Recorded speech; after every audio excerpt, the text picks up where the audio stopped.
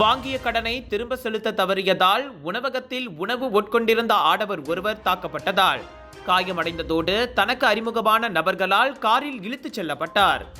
Skudai தாமானுசா பெஸ்தாரியில் உள்ள உணவகத்தில் தாக்கப்பட்ட நிகழ்ச்சி தொகுப்பாளரான 34 வயதுடைய அந்த ஆடவர் சந்தேக நபருக்கு தனிப்பட்ட பயன்பாட்டிற்காக 37,000 ரிங்கெட் கடன்பட்டிருப்பதாக இஸ்கண்டாபுத்ரி மாவட்ட போலீஸ் தலைவர் துணை கமிஷனர் குமரேசன் தெரிவித்தார். இந்த சம்பவத்தின் போது பாதிக்கப்பட்ட நபருடன் உணவு உட்கொண்டிருந்த தனது நண்பரை கும்பல் ஒன்று இழுத்துச் சென்றதால் அவர் காணவில்லை என 29 வயது பெண் ஒருவரிடமிருந்து புகாரை பெற்றதாக குமரேசன் தெரிவித்தார்.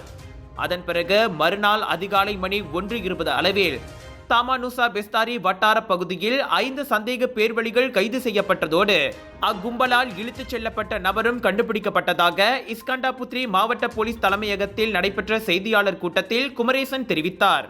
காரில் இழுத்துச் செல்லப்பட்ட 5 மணி நேரத்திற்கு பின் அந்த ஆடவர் பாதுகாப்புடன் கண்டுபிடிக்கப்பட்டதோடு 20 முதல் 29 வயதுடைய அந்த 5 ஆடவர்களும் கைது செய்யப்பட்டனர்.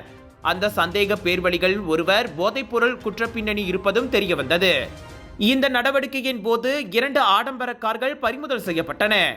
ஒருவரை தாக்கி காயப்படுத்தியது மற்றும் தடுத்து வைத்திருந்தது தொடர்பில் 4 சந்தேக பேர்வழிகள் மீது புதன்கிழமையன்று குற்றம் சாட்டப்பட்டது.